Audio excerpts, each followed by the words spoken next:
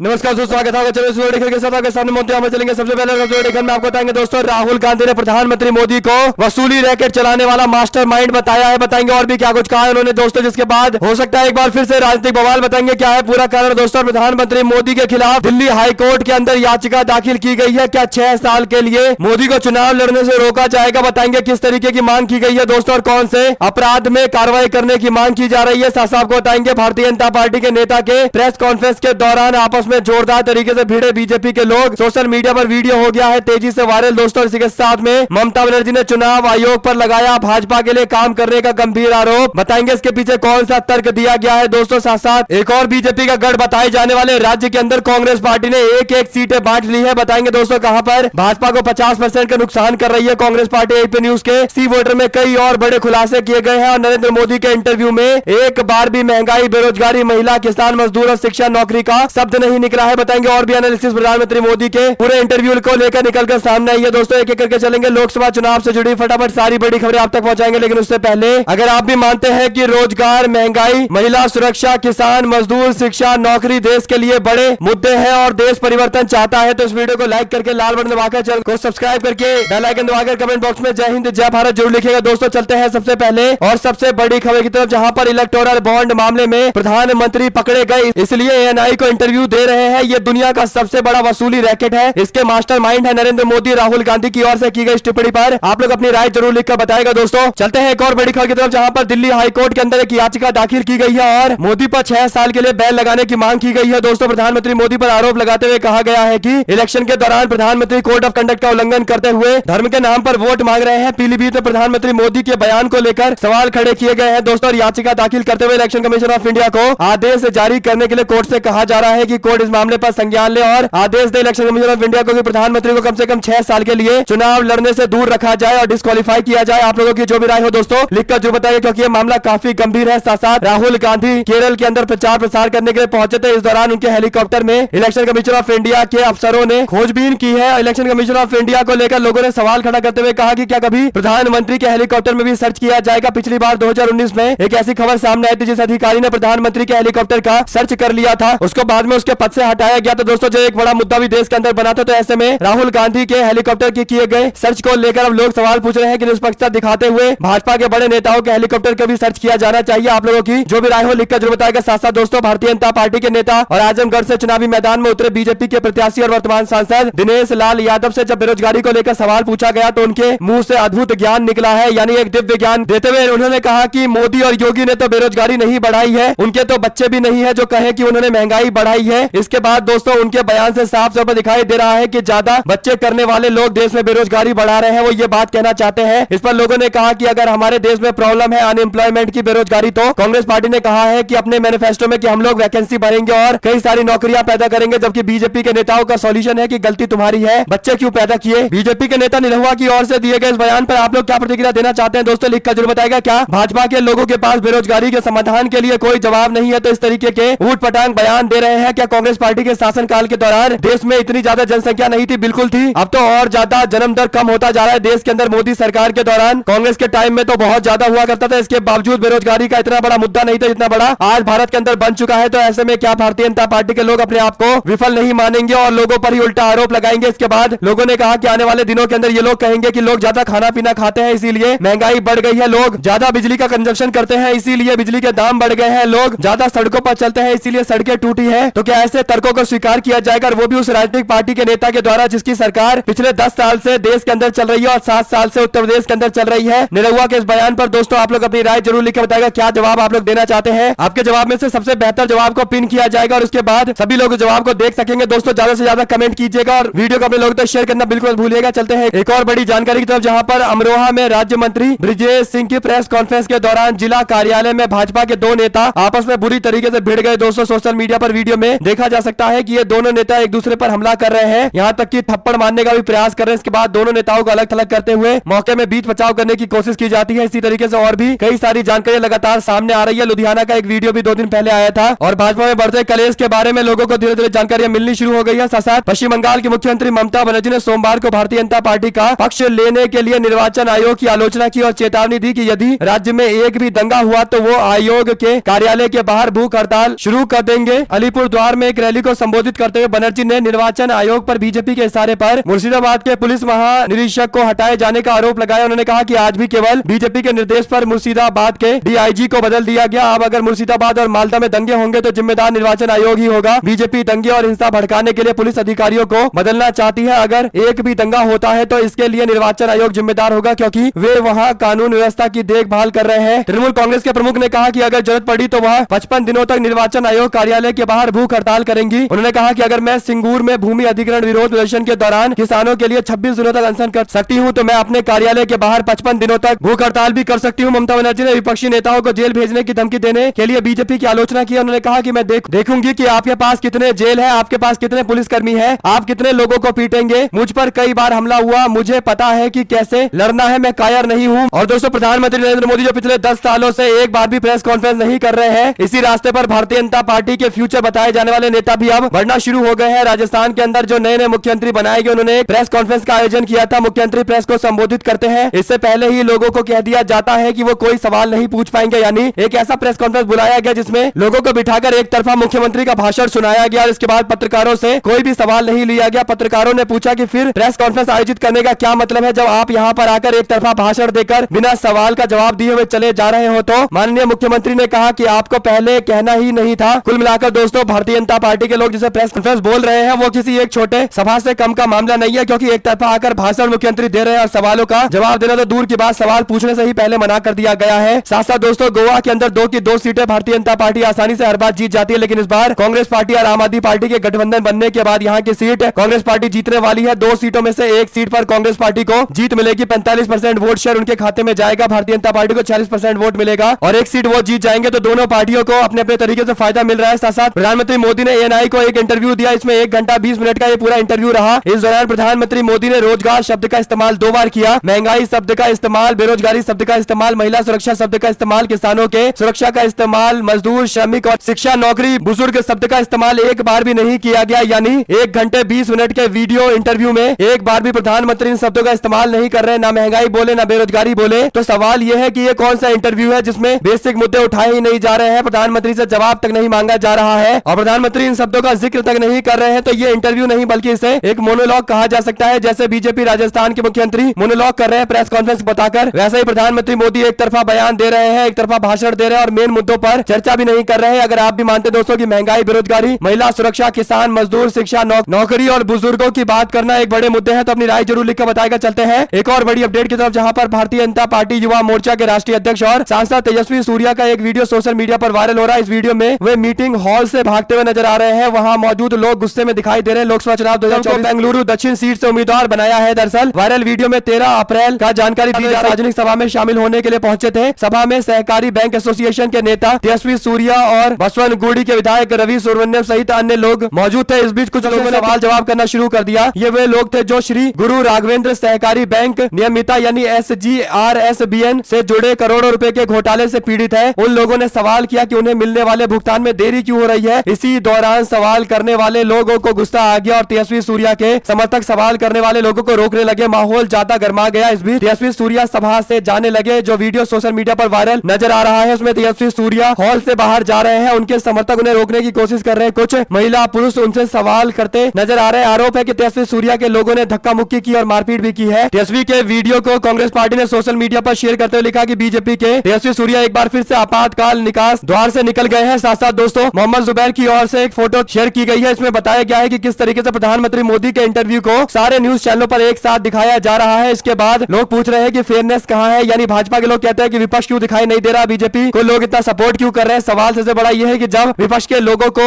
Media में screen ही नहीं मिलेगा, जहां तहां केवल मोदी के ही इंटरव्यू चलाए जाएंगे, एक साथ हर जगह मोदी का इंटरव्यू चलेगा, तो फिर विपक्ष के लोगों को कहां टाइम मिलेगा अपना इंटरव्यू दिखाने का। और राहुल गांधी का एक भी इंटरव्यू इन मीडिया में एक साथ दिखाना तो दूर की बात, किसी एक मीडिया में ही बिरला दिखाया जाता है, जबकि मोदी का सारा इंटरव्यू एक साथ सारे न्यूज चैनलों पर दिखाया जा रहा है। आप लोगों की जो भी राय हो लिखेगा जरूर। साथ साथ छिंदवाड़ा में सियासी घमासान नए स्तर पर पहुंच गया है। बीजेपी के प्रत्याशी विवेक बंटी साहू ने पूर्व मुख्यमंत्री कमलनाथ के पीए आर.के. मिगलानी के खिलाफ पुलिस शिकायत दर्ज कराई थी। इस सिलसिले में सीएसपी अजय राणा के नेतृत्व में 8 से 10 गाड़ियां लेकर पुलिस शिकारपुर स्थित कमलनाथ के बंगले पर पहुंच गई। इसकी जानकारी मिलते ही कमलनाथ के समर्थक भी बंगले पर जमा हो गए। भारी पुलिस भी तैनात किया गया। छिंदवाड़ा सीट से कमलनाथ के बेटे नकुलनाथ कांग्रेस पार्टी के उम्मीदवार है। बंटी साहू ने शिकायत शिकायत में कहा कि सुदेश नागवंशी ने रविवार रात शिकायत दर्ज कराई कि छिंदवाड़ा के आदित्य धाम निवासी सचिन गुप्ता और कमलनाथ के सहयोगी आर.के. मिगलानी ने AI तकनीक का उपयोग कर फर्जी वीडियो बनाया है। वीडियो पूरी तरीके से फर्जी है। फिर एक निजी चैनल की असली खबर का फर्जी वीडियो तैयार किया गया। इन झूठे और भ्रामक वीडियो को वायरल करने की कोशिश की जा रही है। कुल मिलाकर दोस्तों पुलिस की कार्रवाई को लेकर भी सवाल है कि आखिर इस तरीके की तत्परता की कार्रवाई अन्य मुद्दों को लेकर क्यों नहीं की जाती जहां पर बीजेपी के नेता फंस रहे होते हैं। साथ साथ लोकसभा चुनाव में अब एक हफ्ते का समय और उससे भी कम समय बचा हुआ है। इस बीच कर्नाटक में बीजेपी के नेता संजय पाटिल ने कांग्रेस पार्टी के नेता और राज्य की महिला और बाल विकास मंत्री लक्ष्मी हेबालकर को लेकर एक ऐसी टिप्पणी की है जिसे विवादित टिप्पणी कहा जा सकता है। पाटिल ने लक्ष्मी हेबालकर को रात में अच्छी नींद के लिए एक अतिरिक्त पैग लगाने का सुझाव दिया है। बेलगावी में एक सभा में हेबालकर पर कटाक्ष करते हुए पूर्व बीजेपी के विधायक संजय पाटिल ने कहा कि मैंने कर्नाटक में 8 अलग अलग क्षेत्रों में प्रभारी के रूप में काम किया है। बेलगावी में बड़ी संख्या में महिलाएं बीजेपी के समर्थन में सामने आ रही हैं, इसलिए मैं चाहता हूं कि मेरी बड़ी बहन लक्ष्मी हेबालकर नींद की गोली ले ले या अच्छी नींद पाने के लिए एक अतिरिक्त पैग लगा ले। यानी दोस्तों किस लेवल पर उतरकर एक महिला के सम्मान को ठेस पहुंचाया जा रहा है आप लोग देख सकते हैं। साथ साथ चंदा मामा घोटाले के सरदार बन गए हैं यूपी कांग्रेस ने। एक न्यूज शेयर किया है जिसमें भारत चावल महाघोटाले को विपक्ष बनाएगा चुनावी मुद्दा। लोकसभा चुनाव से ठीक पहले भारतीय जनता पार्टी द्वारा भारत चावल योजना के अंतर्गत खाद्यान्न महाघोटाले कर चुनावी चंदा इकट्ठा करने के नए तरीके का भंडाफोड़ हुआ है। सूत्रों का कहना है कि कांग्रेस और समाजवादी पार्टी समेत कई विपक्षी दल इस घोटाले को आम चुनाव के दौरान जनसभाओं में पर्दाफाश करने के लिए इस्तेमाल करेंगे। दरअसल दोस्तों यह जानकारी एक मीडिया में दी गई है। इसे शेयर करते हुए यूपी कांग्रेस ने लिखा कि चंदा मामा घोटाले के सरदार बन गए। देश के सबसे बड़े घोटाले इलेक्टोरल बॉन्ड के बाद अब भारत चावल घोटाला। देश की जनता का पैसा लूटकर चंदा मामा सिर्फ अपने मित्रों को फायदा पहुंचा रहे हैं। भारत चावल योजना के अंतर्गत कुछ राइस मिल को बीजेपी पार्टी सरकार द्वारा 600 से 700 रुपए क्विंटल फायदा पहुंचाकर भारी भरकम चंदा वसूला गया है। इलेक्टोरल बॉन्ड के बाद ये सबसे बड़ा घोटाला है। यूपी कांग्रेस की ओर से उठाए गए इस मुद्दे पर अब देखते हैं समाजवादी पार्टी भी इसे एक बड़ा मुद्दा बनाती है और क्या बीजेपी उस पर कोई जवाब देगी या फिर ध्यान को भटकाने का प्रयास किया जाएगा। साथ साथ लालू यादव ने बार बार बीजेपी के नेताओं के द्वारा संविधान को बदले जाने की टिप्पणी को लेकर आखिरकार एक वीडियो संदेश जारी किया है। लालू यादव बोले कहा भाजपा के वरिष्ठ नेता लगातार संविधान बदलने और समाप्त करने का दावा कर रहे हैं, लेकिन प्रधानमंत्री और उनके शीर्ष नेता इन सब पर कुछ कार्रवाई करने की बजाय इसके बदले उन्हें इनाम स्वरूप चुनाव लड़वा रहे हैं। ये बीजेपी वाले चाहते क्या है, ये सवाल पूछा गया है इन्हें। संविधान दलितों, पिछड़ों, आदिवासियों और गरीबों से समस्या क्या है? संविधान बदल ये इस देश की समता, स्वतंत्रता, बंधुता, सामाजिक न्याय और आरक्षण खत्म करना चाहते हैं। ये लोगों को आरएसएस और पूंजीपतियों का गुलाम बनाना चाहते हैं। संविधान की तरफ आंख उठाकर भी देखा तो इस देश के दलित, पिछड़ा और गरीब लोग मिलकर इनकी आंख निकाल लेंगे। बार बार संविधान बदलने की बात कर रहे हैं, ये साबित क्या करना चाहते हैं? लालू यादव ने आगे लिखा, हमारा संविधान बाबा साहब अम्बेडकर ने लिखा है, किसी अरे गहरे बाबा ने नहीं लिखा। लोकतंत्र में यकीन रखने वाले इस देश के न्याय प्रिय, अमन पसंद और दलित पिछड़े तुम्हें औकात में ला देंगे। तुम कौन होते हो संविधान बदलने वाले?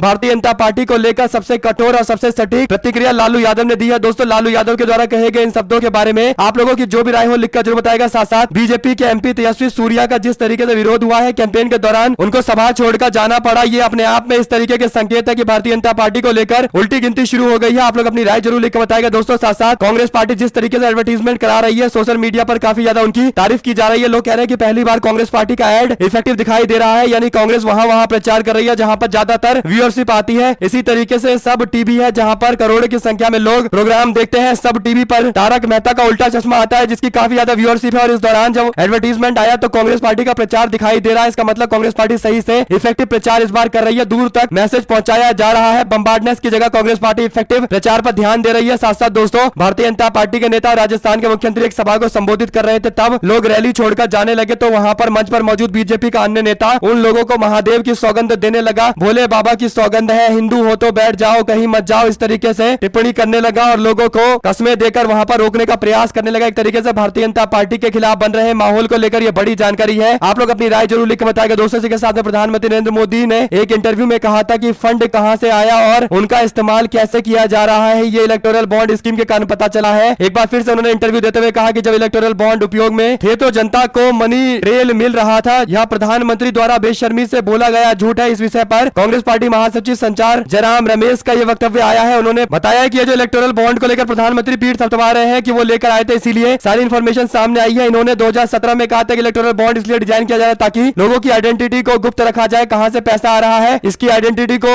लीक ना होने दिया जाए। तो क्या प्रधानमंत्री सही बोल रहे हैं या फिर स्वर्गीय अरुण जेटली सही बोल रहे थे? ये अपने आप में बड़ा सवाल है जिसका जवाब प्रधानमंत्री को खुद देना चाहिए। जयराम रमेश ने कहा कि 2018 से 2024 के बीच में 6 वर्षों में किस पार्टी को किस किस चंदा देने वाले से कितना चंदा मिला इसकी कोई जानकारी जनता के सामने नहीं है और प्रधानमंत्री अपनी पीठ थपथपा रहे हैं। ऐसा लग रहा है कि कोई कुएं में गिर जाए और कहने लगे कि मैं कुएं में गिरा नहीं हूं बल्कि गहराई नापने आया हूं। उसी तरीके का पूरा मामला है दोस्तों, यानी प्रधानमंत्री मोदी और भाजपा की स्कीम पर जब सुप्रीम कोर्ट का डंडा चला है तो वो कह रहे हैं कि ये स्कीम लेकर आए, इसीलिए लोगों को पता चल रहा है कि आखिर पैसा किसको कब मिला और किस तरीके से मिला। आप लोगों की जो भी राय हो लिखकर जरूर बताएगा। साथ साथ मैनपुरी में खाली कुर्सियों के सामने भाजपा के नेता और स्टेपनी टूल मंत्री केशव मौर्य भाषणबाजी कर रहे थे। कौन सुन रहा है भला इनकी बकलोली और इनका झूठ। समाजवादी पार्टी मीडिया सेल की ओर से सोशल मीडिया पर वीडियो शेयर करते हुए दावा किया गया है कि मैनपुरी के अंदर बीजेपी के लोगों के लिए वोट की अपील कर रहे थे लेकिन लोग ही नहीं आए। मोहन यादव मध्य प्रदेश के सीएम को बीजेपी ने हेलीकॉप्टर ही नहीं दिया, मजबूरवश उन्हें सड़क मार्ग से गाड़ी से मैनपुरी में बीजेपी कार्यालय आना पड़ा। दरअसल पिछड़ा दलित वर्ग की जनता ने बीजेपी के गुलाम नेताओं का बॉयकॉट करना शुरू कर दिया है, इसलिए बीजेपी भी अब अपने ही दलित पिछड़ा वर्ग के नेताओं के साथ भेदभाव कर रही है, दर्शा रही है कि उनका इस्तेमाल तो सिर्फ वोट के लिए करती है बीजेपी, बाकी दलित पिछड़ा विरोधी भाजपाई मानसिकता है और सदैव रहेगी। आप लोग अपनी राय जो लिखता साथ साथ तिहाड़ जेल में रहेंगे अरविंद केजरीवाल। दरअसल दोस्तों 15 तारीख को उनके जमानत पर फैसला होने वाला था लेकिन फिर से न्यायिक हिरासत को बढ़ा दिया गया है। 23 अप्रैल तक वो जेल में रहेंगे, इसके बाद फिर से सुनवाई होने वाली है। कुल मिलाकर अरविंद केजरीवाल को 21 मार्च को गिरफ्तार किया गया था। अब 1 महीने कम से कम उन्हें जेल में रहना पड़ रहा है। वीडियो कॉन्फ्रेंसिंग के माध्यम से राव जेवन्यू कोर्ट में पेश किया गया था, यहाँ अदालत ने उन्हें न्यायिक हिरासत में भेज दिया है। दरअसल दोस्तों इसके बाद कोर्ट ने 2 दफे ईडी रिमांड पर भेजा है तो उनके वकीलों ने जल्द से जल्द रिहाई की मांग भी की है लेकिन इसके बावजूद रिहाई नहीं की जा रही है। अरविंद केजरीवाल की याचिका पर सुप्रीम कोर्ट में भी सुनवाई हुई। सुप्रीम कोर्ट ने उनकी याचिका पर 24 अप्रैल तक ईडी से जवाब मांगा है। कोर्ट ने कहा कि मामले की सुनवाई 29 अप्रैल को शुरू होने वाले सप्ताह में की जाएगी। आप लोग अपनी राय जरूर लिखकर बताएगा। साथ साथ दोस्तों निरहुआ जो बयान दे रहे थे इस पर लोगों ने प्रतिक्रिया दी और उनकी जमकर आलोचना की कि वो देश के लोगों को ही बेरोजगारी का कारण बता रहे हैं। तो इसके बाद अब वो समझ गए हैं कि उन्होंने भारी नुकसान बीजेपी का करवा दिया है और भारतीय जनता पार्टी की मानसिकता को जनता के सामने शायद उजागर कर दिया है। इसके बाद कांग्रेस पार्टी के नेता के वीडियो शेयर किए जाने पर उन पर ही आरोप लगाते हुए कहने लगे कि उनका गलत वीडियो शेयर किया जा रहा है, एआई का इस्तेमाल करते हुए फर्जी वीडियो बनाया गया है, आवाज और लिपिंग में काफी ज्यादा अंतर है, ये वीडियो फर्जी है। इसके बाद कांग्रेस पार्टी के नेता श्रीनिवास बीवी ने उस पूरे वीडियो का लिंक शेयर किया है जहां से ये शॉर्ट्स निकाले गए हैं और उन्होंने बताया है कि 10 मिनट 50 सेकंड पर जाकर कोई भी सुन सकता है कि ये बातें उन्होंने खुद ही कही है। इंटरव्यू पूरी तरीके से अपलोड है, 10 मिनट का ये वीडियो है। कुल मिलाकर दोस्तों भारतीय जनता पार्टी के नेता दिनेश लाल यादव इससे पहले भी 2019 के अंदर ऐसी बातें बोल रहे थे जिस पर उनकी जमकर आलोचना हुई थी और पार्टी पर कई सारे गंभीर आरोप लगे थे। साथ साथ केजरीवाल के साथ जेल में हो रहा कट्टर अपराधी जैसा व्यवहार। मान ने कहा कि अरविंद केजरीवाल से लगभग आधे घंटे मिले लेकिन उनके बीच एक कांच की दीवार थी और दोनों नेताओं के बीच फोन कॉल के जरिए बात हुई। मान ने कहा कि मैं उन्हें देखकर भावुक हो गया, उनके साथ एक कट्टर अपराधी की तरह व्यवहार किया जा रहा है। उनकी गलती क्या है? क्या वह उनकी गलती है कि उन्होंने मोहल्ला क्लिनिक बनवाए हैं? आप लोग अपनी राय जो लिखकर बताएगा दोस्तों। साथ साथ प्रधानमंत्री मोदी कर्नाटका के मैसूर के अंदर एक सभा को संबोधित कर रहे थे। मैसूरू में प्रधानमंत्री मोदी के बयान के दौरान प्रधानमंत्री चमराजा वोडियार के नाम का संबोधन कर रहे थे लेकिन चामराज शब्द की जगह प्रधानमंत्री यमराज वाडियार कह देते हैं। इस पूरे मामले को लेकर वीडियो शेयर करते हुए मोहम्मद जुबैर बोले कहा अगर इसी तरीके से कोई ओपोजिशन का पॉलिटिशियन कह देता या कोई भी अन्य नेता कह देता तो आज देश के अंदर एक बहुत बड़ा मुद्दा बना दिया गया होता। कुल मिलाकर दोस्तों इसी तरीके के मुद्दों पर प्रधानमंत्री को घेरे जाना जरूरी है। अगर वाकई देश का तथाकथित गोदी मीडिया अपने आप को निष्पक्ष बताता है तो ऐसे मुद्दे पर भी उनको घेरना चाहिए। कम से कम प्रधानमंत्री को एक ऐसे राजा का नाम बिगाड़ने की इजाजत नहीं मिलनी चाहिए जो प्रतिष्ठित राजा के तौर पर जाने जाते रहे हैं। आप लोग अपनी राय जरूर लिखकर बताएगा। साथ साथ महाराष्ट्र के अंदर मुस्लिम वोटर्स को लुभाने के लिए उद्धव ठाकरे ने कहा कि पहले जो हुआ उसे आप लोग भूल जाइए, हमारा साथ दीजिए, हम लोग एक बड़ी लड़ाई लड़ रहे हैं। बालासाहेब ठाकरे द्वारा बनाए गए शिवसेना मुख्यालय सेना भवन में मुस्लिम समाज के कई वर्ग शामिल हुए जिसमें उद्धव ठाकरे ने मुसलमानों से बात करते हुए कहा कि पहले जो हुआ उसे भूल जाइए और इस बार हमारे साथ में आकर काम करिए। उद्धव ठाकरे ने जिन लोगों को बुलाया था उसमें बरेलवी, देवबंदी, अहले हदीस समेत अन्य मुस्लिम समाज के कई सारे लोग मौजूद थे। उन्होंने कहा कि महाराष्ट्र में मुसलमान उद्धव ठाकरे के साथ में, उद्धव ठाकरे के एहसान को चुकाने का वक्त आ गया है और कई सारी और भी बातें कही गई है। दोस्तों कुल मिलाकर वो अपनी हिंदुत्व की राजनीति से इतर एक नई तरीके की राजनीति को खोजने का प्रयास कर रहे हैं। इस बार उद्धव ठाकरे की पार्टी को कितनी सीटें मिलेगी उससे तय होगा कि उनकी राजनीति में कोई शिफ्ट होगा या नहीं होगा। साथ साथ बीजेपी के सांसद रवि किशन पर महिला ने लगाया आरोप, कहा 25 साल पुराना रिश्ता है, बेटी और मुझे अपनाए। कुल मिलाकर दोस्तों ये गंभीर सवाल खड़े किए गए हैं रवि किशन को लेकर जिसे भारतीय जनता पार्टी ने गोरखपुर से एक बार फिर से सांसदी के चुनाव में मैदान में उतारा है। इस महिला के द्वारा कही जा रही इन बातों पर जांच होनी चाहिए और बीजेपी के नेता अगर जानबूझकर ऐसी महिला को छोड़ रहे हैं तो उनके खिलाफ कड़ी से कड़ी कार्रवाई की जानी चाहिए। आप लोग अपनी राय जरूर लिखकर बताएगा। चलते हैं एक और बड़ी अपडेट की तरफ जहां पर 56,000 डिसलाइक मिले हैं। क्या प्रधानमंत्री मोदी के वीडियो पर सेफ्टी और सिक्योरिटी को लेकर जो एक ऐड करवाया गया था जिसमें लड़की बोलती है कि पापा वॉर रुकवा दी, उस वाले एडवर्टीजमेंट को प्रधानमंत्री मोदी के सोशल मीडिया हैंडल पर डाला गया था। दोस्तों इसमें 5,000 लोगों ने इस वीडियो को लाइक किया है, 56,000 ने डिसलाइक किया। जानकारी देते हुए कांग्रेस पार्टी के समर्थकों ने कहा कि इस तरीके से भारतीय जनता पार्टी के खिलाफ माहौल बनता जा रहा है जो मीडिया में नहीं दिखाए जा रहे। साथ साथ चुनाव आयोग ने सोमवार को पश्चिम बंगाल के मुर्शिदाबाद के पुलिस महानिरीक्षक यानी डीआईजी को हटाने का आदेश जारी कर दिया है। डीआईजी पर आरोप है कि वे समय रहते जिले में हिंसक घटनाओं को रोकने में विफल रहे हैं, उन्हें उचित कदम नहीं उठाया। सूत्रों के मुताबिक वहां 2 हिंसक घटनाएं हुई जिनमें हथियारों और विस्फोटक का इस्तेमाल किया गया। न्यूज एजेंसी ने बताया कि हिंसा को बर्दाश्त नहीं करेंगे। ये जानकारी देते हुए इलेक्शन कमीशन ऑफ इंडिया ने कार्रवाई की है। ईद पर हाई प्रोफाइल निर्वाचन क्षेत्र में हिंसा की सूचना मिली थी। यहाँ प्रतिद्वंदी टीएमसी के समूह ने कथित तौर पर एक दूसरे पर बम फेंके थे। इस सीट पर कांग्रेस पार्टी के वरिष्ठ नेता अधीर रंजन चौधरी, टीएमसी के पूर्व भारतीय क्रिकेटर यूसुफ पठान मैदान में है। भारतीय जनता पार्टी ने गौरी शंकर घोष को मैदान में उतारा है। आप लोग हमारे साथ लगातार जुड़े रहे दोस्तों, जुड़े रहने से दोस्तों का